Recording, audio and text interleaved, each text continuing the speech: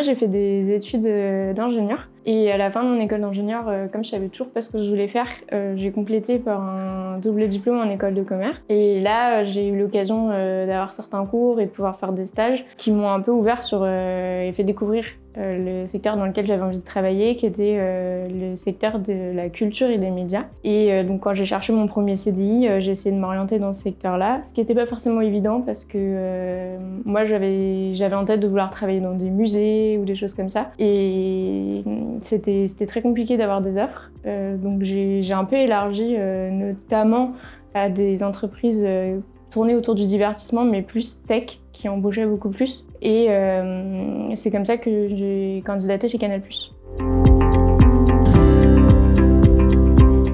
Donc aujourd'hui, je suis plus data analyst. Pendant mon expérience de data analyst au sein de la direction produit de Canal, j'ai découvert d'autres métiers du produit, et notamment le métier de product manager. Et ça m'a beaucoup intéressée.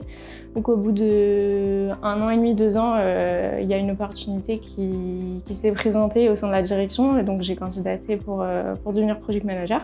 Donc au quotidien, moi je m'occupe des boutiques en ligne justement, et de l'amélioration de la présentation de nos offres pour faire en sorte que les abonnés comprennent à quoi ils vont avoir accès dans chacune des offres et qu'ils puissent choisir l'offre qui leur correspond la mieux. Pour ça, du coup, je travaille avec les équipes commerce, les équipes marketing qui créent les offres, et au sein de l'équipe produit, je travaille avec des designers donc, qui sont chargés de mettre en avant les offres, de montrer à quoi elles vont ressembler, et avec toutes les équipes techniques qui s'occupent de l'implémentation concrète de ce que les designers ont pu présenter sur chaque projet. Moi, ce que j'aime bien chez Canal, c'est que je travaille sur un produit que déjà j'utilise depuis que je suis enfant, que toute ma famille utilise. J'ai beaucoup d'amis qui utilisent le produit Canal, et c'est de manière générale assez connu. Donc c'est ça que je trouve chouette, c'est que quand je travaille au quotidien, je me dis que je travaille pour finalement des gens que je connais, et je participe à l'amélioration. Alors moi je m'occupe des boutiques, mais je travaille avec aussi des personnes qui s'occupent de la plateforme à proprement parler pour les abonnés, et voilà. Donc c'est plus parce que c'est un produit du quotidien. Moi, ce qui me passionne, c'est le fait de travailler avec des équipes très différentes, parce que du coup c'est un petit peu un challenge à chaque fois. Il faut essayer de comprendre et de se mettre à leur place. Pourquoi du côté business ils ont ces besoins-là, pourquoi du côté marketing ils ont des besoins encore différents, pourquoi le designer va me dire que telle ou telle chose n'est pas possible parce que ça rentre pas dans sa logique conceptuelle globale du design chez Canal, et pourquoi d'un point de vue technique on va pouvoir faire telle ou telle chose. Donc c'est essayer de comprendre un peu tout le monde, de mettre tout le monde d'accord, ce qui n'est pas toujours facile au quotidien, et de faire avancer le projet. Donc chaque projet est un challenge, et c'est ça que j'aime bien.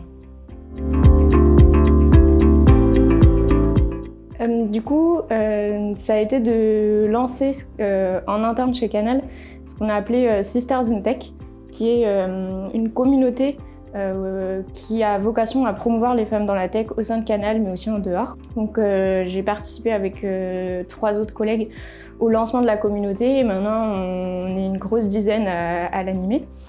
Et on fait des interventions. On a par exemple fait une intervention auprès des stagiaires de 3e qui venaient pour une semaine chez Canal, pour leur montrer les métiers de la tech, et notamment qu'il pouvait y avoir des femmes qui travaillent dans la tech. On a aussi fait venir une association qui travaille avec des jeunes collégiennes et qui leur font monter un projet de construction d'un produit tech sur une année entière. Donc nous, on les a fait venir plusieurs fois, pareil pour leur présenter nos métiers, pour montrer que les femmes pouvaient travailler dans la tech. Et on leur montre aussi, par exemple, les studios de tournage Canal. On leur met un peu des paillettes dans les yeux pour leur donner envie de faire des études scientifiques et peut-être de s'orienter un jour dans les métiers tech.